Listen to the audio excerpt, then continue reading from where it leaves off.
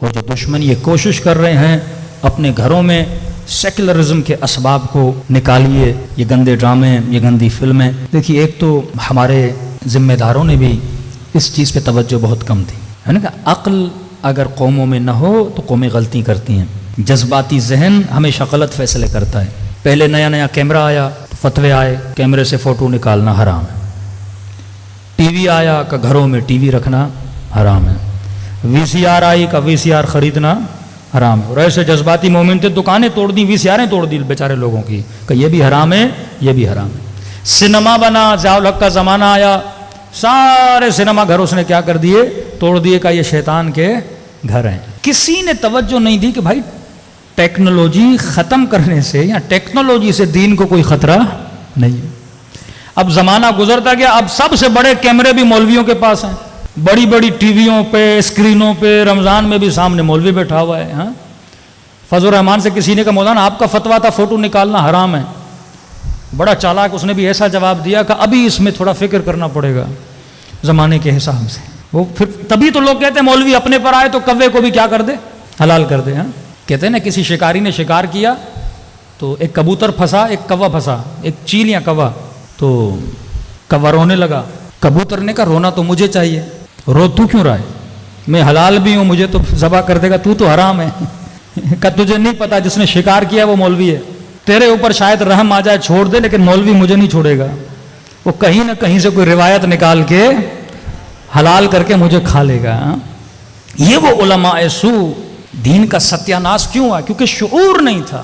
آپ کے یہاں اجتہاد تھا حلالے کے مسئلے. ہاں سماوی صاحب شیعہ بنے یا انہوں نے تونس میں اتنے شیعہ کیوں بنا؟ کہتے فقہ کی وجہ سے.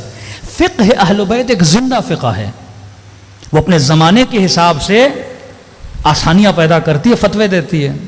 وہاں پہ قدماء کا ذہن تھا کہ دودھ کا قطرہ بھی پی لیا تو بہن ہو گئی بھائی ہو گیا، بڑی عورت نے بھی پی لیا تو وہ بھی بہن ہو گئی بھائی ہو گیا.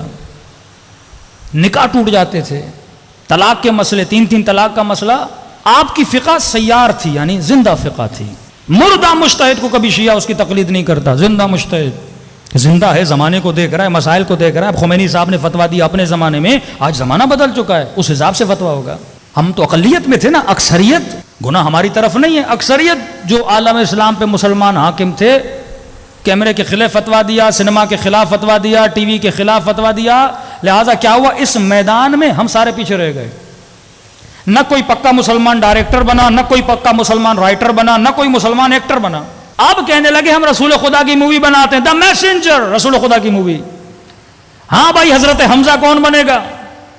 جناب عمر کون بنے گا؟ جناب عثمان کون بنے گا؟ ایک مووی بنا رہے ہیں نا آپ. نبی کا صاحب بھی ہیں، رسول بھی ہیں، ہاں سب لوگ ہیں اس میں، سب کسی نے کیریکٹر نبھانا ہے. تو حضرت حمزہ کا کیریکٹر ایک ہالی ووڈ کا ایکٹر نبھا رہا تھا.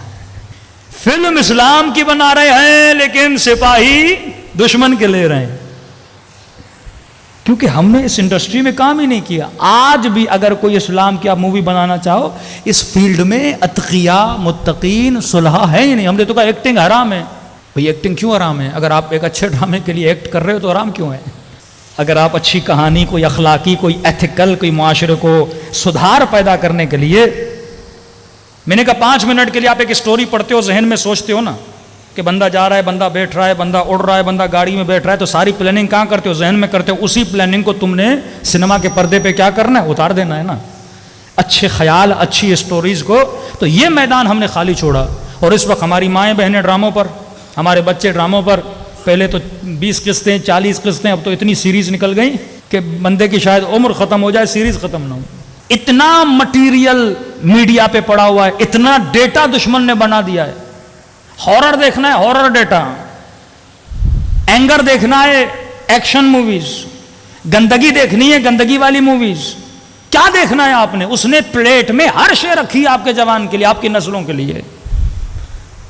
اب سوال یہ ہے یہ سنیما کب بنتا ہے، انڈسٹریز کب بنتی ہیں؟ جب آپ کے پاس حکومت ہو. آج حکومتوں کی توجہ کہیں اور ہے، فلم انڈسٹری پہ نہیں ہے، ڈرامہ انڈسٹری پہ نہیں ہے، تو بڑی آسانی سے معاشرے میں انتشار پھیل رہا ہے نا، بے حیائی پھیل رہی ہے. خمینی صاحب کا نظریہ یہ تھا جب تک حکومت اسلامی نہیں ہوتی سنیما اسلامی نہیں ہوتا. جب تک حکومت اسلامی نہیں ہوتی میڈیا اسلامی نہیں ہوتا.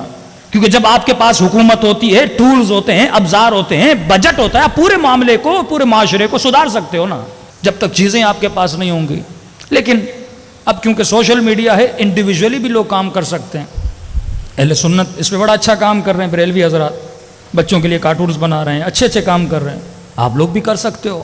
نوجوان اس فیلڈ میں جا سکتے ہیں، کوئی ڈائریکٹر بنے، کوئی رائٹر بنے۔ اب کسی نے امام علی کا کوئی قصہ رائٹ کروانا ہے، کسی نے اخلاق پر، صبر پر، یہی جو 75 لشکر امام جعفر صادق بتا رہے ہیں، ایک ایک لشکر پہ ایک ایک سیریز بن سکتی ہے قصوں کی صورت میں۔ 1 گھنٹہ میں مجلس پڑھوں وہ آسان ہے، یا آپ کا بچہ 20 منٹ، 4 منٹ، 7 منٹ ڈیلی ایک کارٹون دیکھ کے، ایک مووی دیکھ کے، ایک اسٹوری دیکھ کے اس کا ذہن میں اثر زیادہ ہوتا ہے۔ میں اکثر نوجوانوں کو کہتا ہوں، آپ میں سے کتنے لوگ ہیں جس نے کوئی ایک کتاب پڑھی ہو جناب مختار کے بارے میں؟ آپ میں سے کتنے لوگ ہیں جس نے امام رضا کے بارے میں کوئی کتاب پڑھی ہو؟ اکثر لوگوں نے جناب مختار کو پہچانا مختار نامے سے، سیریز سے دیکھا نا آپ نے۔ جناب یوسف کا ڈرامہ دیکھ کے آپ کو انبیاء کی تاریخ کا پتہ چلا نا، امام رضا کی فلم دیکھ کے آپ کو امام رضا کا پتہ چلا نا۔ تو وہ پوائنٹس جس پہ دشمن کام کر رہا تھا، اور یہ توہین سب سے زیادہ اس کی ابتدا میڈیا سے ہوئی۔ پہلے وہ دکھاتے ہیں، دکھانے کے بعد آپ کے ذہن میں کبھی نہیں رہتا، احترام ختم ہو جاتا ہے۔ جب بندہ بے احترام بنتا ہے تو بڑی آسانی سے بے دین بنتا ہے۔